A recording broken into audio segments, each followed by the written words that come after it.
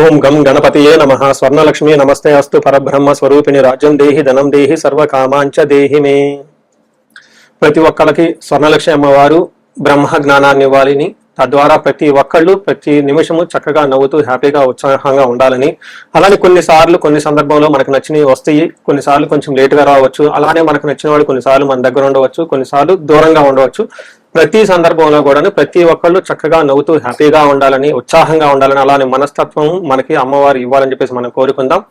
అంతేకాకుండా అమ్మవారు మనకి ధనాన్ని ఇవ్వాలి, ఐశ్వర్యాన్ని ఇవ్వాలి, సర్వకామాంచ సిద్ధి, అనుకున్న ప్రతి కొరకు కూడా నెరవేరాలి. అట్లాంటి యొక్క అమ్మవారి యొక్క కృపా కటాక్షం మన మీద ఉండాలి. మనం ఎంతో ఉన్నతంగా ఎదగాలని చెప్పేసి మనం కోరుకుందాం. అంతేకాకుండా రాజ్యం దేహి, ప్రతి ఒక్కరికి ఒక అధికారము, పవర్, స్టేటస్, ఒక దర్జా, దర్పం, ఇవన్నీ కూడా ప్రతి ఒక్కరికి అమ్మవారికి మన అందరికి ఇవ్వాలని చెప్పేసి మనం కోరుకుంటూ మనం మే మంత్ యొక్క రాశి ఫలాలు చెప్పుకుంటున్నాం. మే మంత్ రాశి ఫలాలు ఈ మంత్ లో చాలా విశేషాలతో కూడుకొని ఉంది. ముందుగా ఒక 2 నిమిషాలు వాటి గురించి చర్చించుకొని తర్వాత 12 రాశుల గురించి మనం మాట్లాడుకుందాం. ఈ మాసం మనకి వెరీ ఇంట్రెస్టింగ్ గా పౌర్ణమితో స్టార్ట్ అయ్యి ఈ మాసం అంతా అంటే మే మంత్ అంతా పౌర్ణమితో స్టార్ట్ అయ్యి పౌర్ణమితో ఎండ్ అయిపోతుంది. మనం చూసుకుంటే ఇందులో వైశాఖ మాస పౌర్ణమితో స్టార్ట్ అయ్యి జ్యేష్ఠ మాస పౌర్ణమికి మనకి మే మంత్ అంతా ఎండ్ అయిపోతుందని గమనించుకోవాలి. ఇందులో 3 ముఖ్యమైన విశేషాలు ఉన్నాయండి. ఒకటి, ఈ మంత్ మనకి బిగినింగ్ లోనే బుద్ధ పూర్ణిమతో స్టార్ట్ అయిపోతుంది. దీన్ని గురు పూర్ణిమ అంటారు, బుద్ధ పూర్ణిమ అని అంటారు, వైశాఖ మాస పూర్ణిమ అంటారు. చాలా చాలా విశిష్టత కలిగిన పూర్ణిమ.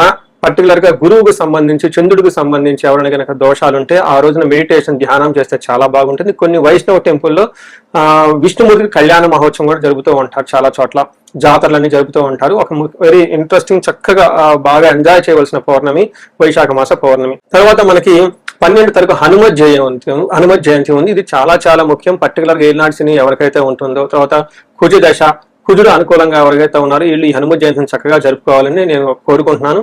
ఆస్ట్రాలజికల్ గా అంటే జ్యోతిష శాస్త్రం ప్రకారం ఒక ముఖ్యమైన విషయం ఉందని అందరికీ బాగా తెలిసింది. కర్తరి అంటారు. అంటే సూర్యుడు కృతికా నక్షత్రంలో ప్రవేశించిన తర్వాత సూర్యుడి యొక్క తీవ్రత చాలా అధికంగా ఉంటుంది కాబట్టి ఈ 13 రోజులు 15 రోజులు కర్తరి అంటారు. ఈ రోజుల్లో ఎక్కువగా మంచి పనులు చేయకుండా నిషిద్ధం అని చెప్తూ ఉంటారు. అంటే ఈ మాసంలో 11వ తారీఖున కర్తెర స్టార్ట్ అవుతుంది, 28వ తారీఖు కర్తెర ఎండ్ అయిపోతుంది అనమాట. ఈ ఉన్న మధ్యలో 15-16 రోజులు మనం చూసుకుంటే కర్తరి అంటారు. ఈ కర్తెరలో జనరల్ గా బావులు తవ్వటాలు, తర్వాత వ్యవసాయానికి సంబంధించిన పనులు స్టార్ట్ చేయటాలు, వివాహాలకు సంబంధించి లేదా కొంచెం గృహ ప్రవేశాలు లాంటివి చేయకుండా ఉంటే మంచిది. అయితే ఈ కర్తెర ఆధ్యాత్మికానికి సంబంధించిన పనులు చేయడానికి చాలా చాలా యోగ్యతనిస్తూ ఉంటుంది. హోమాలు చేసుకోవచ్చు, విద్యారంభం చేసుకోవచ్చు, చాలా మంచి పనులు ఆధ్యాత్మిక సంబంధించిన ఎలాంటి పనులని చక్కగా చేసుకోవచ్చు. అలానే ఇంటికి సంబంధించిన పనులు, పాత ఇంటికి సంబంధించిన పనులు అవన్నీ చక్కగా చేసుకోవచ్చు. ఆల్రెడీ అంతకుముందు వివాహానికి సంబంధించిన పనులు చేస్తుంటే ఈ టైంలో కూడా కంటిన్యూ చేసుకోవచ్చు. అయితే కొత్తగా మాత్రం కొన్ని విషయాలు మాత్రం చేయకూడదని చెప్తుంటారు. సో ఇందులో ఇంతే కాకుండా జ్యోతిష శాస్త్రం ప్రకారం 4 గ్రహాలు ఈ మాసంలో కూడా మారుతూ ఉన్నాయి. ఇది కూడా ఒక ముఖ్యమైన విషయం. మనం ఇక ముందు వీడియోలో ఈ 4 గ్రహాల యొక్క ఇంపాక్ట్ ప్రతి రాశికి ఎలా ఉందో మనం తెలుసుకుందాం. సో ఇప్పుడు సింహరాశి గమనిస్తే, సింహరాశిలో ఉన్న నక్షత్రాలు ముందుగా చూద్దాం. ఇది మఖా 1, 2, 3, 4 పాదాలు, పుబ్బా 1, 2, 3, 4 పాదాలు, ఉత్తర ఫస్ట్ పాదం అంతా సింహరాశిలో ఉంటారు. పేరు బలం బట్టి మనం చూస్తే వీళ్ళకి మా, మీ, ము, మే, మో, టా, టీ, టు, టే అన్న అక్షరాలు కలిగిన వాళ్ళంతా కూడా సింహరాశి వస్తారని గమనించాలి. ఇందులో మనం ముందుగా చెప్పుకునే విధంగా కుజుడు 11వ తారీఖు, శుక్రుడు 14వ తారీఖు, సూర్యుడు తర్వాత బుధుడు వచ్చేటప్పుడు 15వ తారీఖు మారుతూ ఉన్నది. ఈ గ్రహాల మార్పు వల్ల సూక్ష్మ గోచారం, లఘు గోచారం అని ఒక పద్ధతిని మన మహర్షులు సూచించారు. దీని ద్వారా ఈ పద్ధతిని మనం ఉపయోగించుకొని సూక్ష్మంగా లేదంటే వార్తల్లో ముఖ్యాంశాలలాగా ఎలా ఉంటుందో, మనకి టోటల్ మంత్ ఎలా ఉంటుందో చక్కగా సింపుల్ వర్డ్స్ లో తెలుసుకోవచ్చు. దీని ప్రకారం చూస్తే మనకి ద్వేషం, క్రియాఫలం, దేహరజం, శేష సౌఖ్యం, అభయం అని చెప్తారు. అంటే ముందు 15 రోజులు కొంచెం ద్వేషపూరితమైన వాతావరణం ఉంటుంది, కొంచెం ఇబ్బందిగా ఉంటుంది. తర్వాత వీళ్ళకి క్రియాఫలం, ఏదైనా పని చేస్తే దాంట్లో లాభం వస్తుంది. తర్వాత శేష సౌఖ్యం, ఆల్ రౌండ్ ప్రాస్పరిటీ ఉంటుంది. అభయం, టోటల్ గా సెక్యూరిటీ, సేఫ్ అండ్ సెక్యూర్ గా ఉంటుందని గమనించాలి. సో ఇన్ రియల్ టైమ్ లో చూస్తే సింహరాశి వాళ్ళకి లాస్ట్ 2-3 నెలల నుంచి పడుతున్న ఇబ్బందుల నుంచి చాలా వరకు ఉపశమనం వస్తుంది. పర్టికులర్ గా జాబ్ పాయింట్ ఆఫ్ వ్యూలో చాలా బాగుంటుంది అని గమనించుకోవాలి. 10వ స్థానంలో సూర్యుడు రావడంతో సూర్యుడికి దిగ్బలం పెరిగి చక్కగా మంచి ఒక అథారిటీ, పవర్, ప్రమోషన్స్ వచ్చే అవకాశం చాలా ఎక్కువగా ఉంది. ఇది ఒక బెస్ట్ టైం. ఇప్పటిదాకా జాబులు ఎవరికైతే రాలేదో ఈ టైంలో జాబులు కావాల్సిన మంచి వాతావరణం ఈ రాశి వాళ్ళకు ఉందని గమనించుకోవచ్చు. మనకి 10వ స్థానంలో అంటే 9వ స్థానం నుంచి 15వ తారీఖు తర్వాత 10వ స్థానంలో మారటంతో దాదాపు వీళ్ళకి ఒక 2 నెలల పాటు ఒక మంచి టైం అయితే ఉందనుకోవాలి. అందులో ఫస్ట్ 15 రోజులు అంటే 25 నుంచి 10 నుంచి 15వ తారీఖు వరకు మోస్ట్ ఇంపార్టెంట్ టైం. ఈ టైంలో వీళ్ళకి అర్ధసిద్ధి సదా ఆరోగ్యం బంధుమిత్ర సమాగమ రాజదర్శనం సుశల్లాభో సుసౌఖ్యం దశమే రవి అని చెప్తారు. అంటే 10వ స్థానంలో రవి ఉంటే ఏమవుతుంది, అర్ధసిద్ధి అనుకున్న పనులని సాధించుకుంటారు, ధనం బాగుంటుంది, ఆరోగ్యం బాగుంటుంది, బంధువులతోటి మిత్రులతోటి కలిసి చక్కగా సంప్రదింపులు చేస్తూ ఉంటారు. రాజదర్శనం పై ఆఫీసులను కలవటము, తర్వాత గవర్నమెంట్ ఆఫీసులను కలవటము, ఉన్నత మీకంటే పై వాళ్ళ ద్వారా కలవటము, వాళ్ళతో చక్కగా నిర్మాణాత్మకంగా చర్చించుకోవటము, ఇంటర్వ్యూలో అటెండ్ అయితే చక్కగా వాటిలో మీకు అనుకూలంగా ఉండే అవకాశం మీకు ఉందని గమనించాలి. ఓవరాల్ గా చూసుకుంటే ఇంటికి సంబంధించిన వాతావరణంలో కొంచెం ఇబ్బందులుగా ఉన్నప్పుడు కానీ వృత్తిరీత్యా చాలా చక్కగా రాణిస్తారని గమనించుకోవచ్చు. ఇదే టైంలో కుజుడు 9వ స్థానంలో ఉండటంతో మిక్స్డ్ రిజల్ట్ ఇస్తున్నాడు కుజుడు. ఏ ప్రకారంగా అశనాచ ధనశూన్యం శోషణం దేహ పీడనం. పర్టికులర్ గా బేసికల్ గా మనం చూసుకుంటే 9వ స్థానంలో కుజుడు ఉంటే తండ్రికి కొంచెం హెల్త్ విషయంలో బాగా ఉండకపోవటం, ధర్మచింతన లేదంటే ఇట్లాంటి వాటికి సంబంధించిన వ్యవహారాల్లో కొంచెం రూల్స్ తప్పి బయటకు వెళ్ళిపోయి వర్క్ చేయాల్సి ఉంటుంది. ఈ టైంలో స్థాన భ్రష్టత్వం, ఉన్న పదవిని కూడా కోల్పోయే అవకాశం ఎక్కువగా ఉంటుంది, విరోధులు ఎక్కువ ఉంటారని గమనించాలి. అయితే సూర్యుని వల్ల ఉన్నత ఉద్యోగం వచ్చే అవకాశం ఎక్కువగా ఉంటుంది. ఇదే టైంలో ఉద్యోగాన్ని కోల్పోయే అవకాశం కూడా ఉంటుంది. అంటే కొంతమందికి కావాలి ఈ జాబ్ బాగలేదు అనుకున్న వాళ్ళకి జాబ్ వదిలేసి జాబ్ చేంజ్ అవడానికి మంచి టైం అని గమనించుకోవాలి. అంటే సరైన జాబ్ను మీకు ఇబ్బంది పడుతున్న జాబ్ని ఇది వదిలించుకోవడానికి మంచి టైం, అలానే కొత్త జాబ్ లో జాయిన్ అవడానికి కూడా ఇది మంచి సమయం గమనించాలి.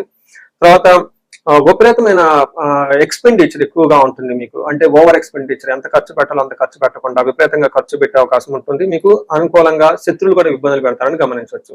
అయితే ఇంకొక విషయంలో మీరు గమనించాల్సింది ఏంటంటే బుధుడు మీకు 10th హౌస్ లో ఉండి చక్కగా ఇంకా బాగా మంచి హెల్ప్ చేస్తున్నాడని గమనించుకోవాలి. అంటే వృత్తిరీత్యా మీకు లాభరీత్యా దాదాపు 75% అనుకూలంగా ఉంది.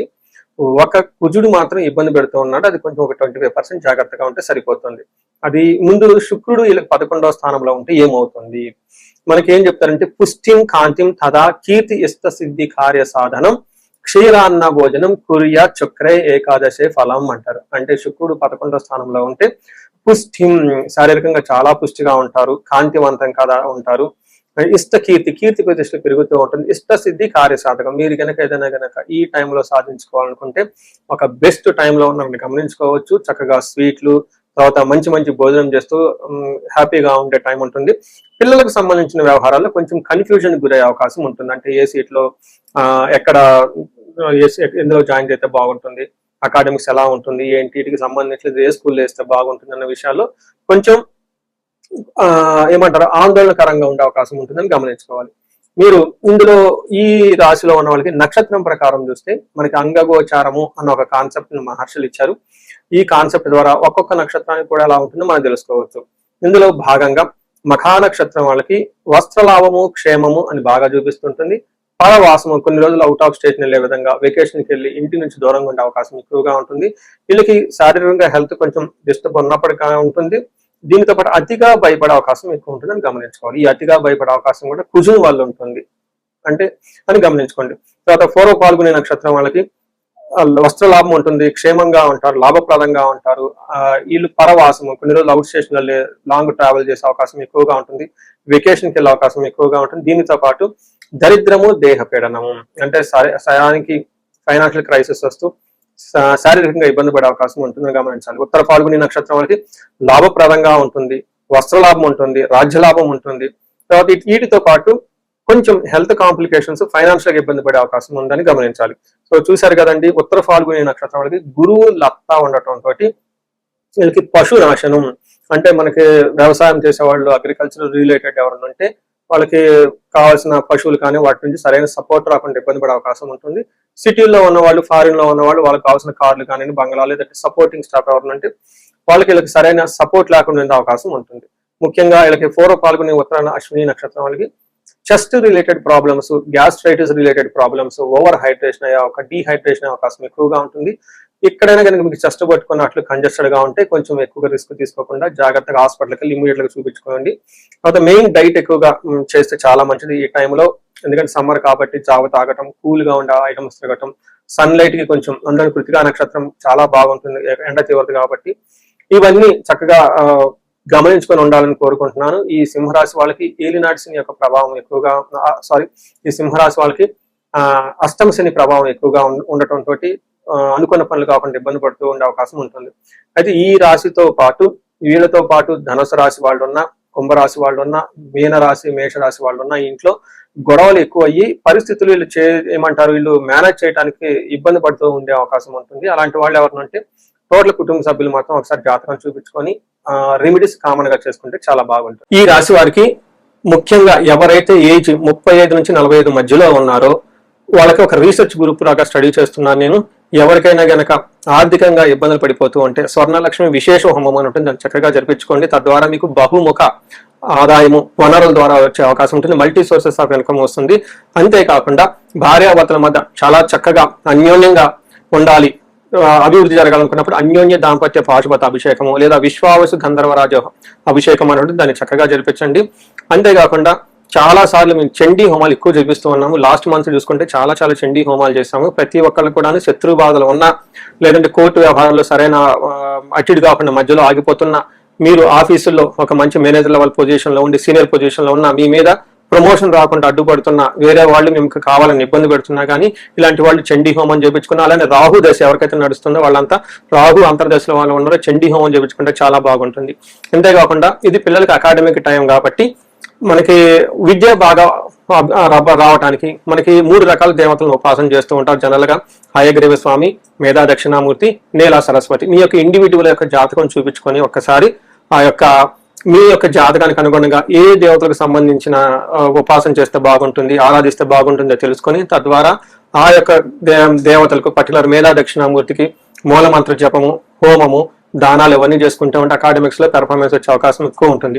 ఇవి కాకుండా మీకు ఎలాంటి సమస్య ఉన్న, కాలసర్ప దోషం ఉన్న, పర్టికులర్ గా వివాహానికి ఇది మ్యారేజెస్ టైం కాబట్టి మీకు 28 సంవత్సరాలు 27 వచ్చి ఇంకా వివాహం కాకపోవట్లేదంటే ఖచ్చితంగా ఏదో ఒక దోషం ఉంటుంది. అవన్నీ చూపించుకుంటూ ఉంటే చూపించుకొని పరిహారాలు చూపించుకుంటే తీవ్రతను బట్టి చక్కగా పెళ్ళే అవకాశం ఎక్కువ ఉంటుంది. ఇవి కాకుండా మీ లైఫ్ అప్పటిదాకా 35 ఇయర్స్ వరకు చాలా బాగుంది, మాకు 35-45 మధ్యలో ఉండి అనుకోని విధంగా మేము మధ్యలో కెరీర్ లో ఆగిపోయాము, స్టాగ్నేషన్ పీరియడ్ వచ్చింది, కన్ఫ్యూజన్ వచ్చింది, ఎటెల్లలో అర్థం కావట్లేదు అనుకున్న వాళ్ళు ఒక్కసారి జాతక చక్రం చూపించుకొని ఎందుకు ఇది వచ్చింది, దానికి ఏమన్నా శాపాలు ఉన్నాయా, లేదంటే ఏమన్నా గ్రహ దోషాలు ఉన్నాయో తెలుసుకొని ఆ శాపాలు ఆ గ్రహ దోషాలు తీసేసుకుంటే లైఫ్ 10 గంటలు ఖచ్చితంగా ముందుకెళ్తూ ఉంది.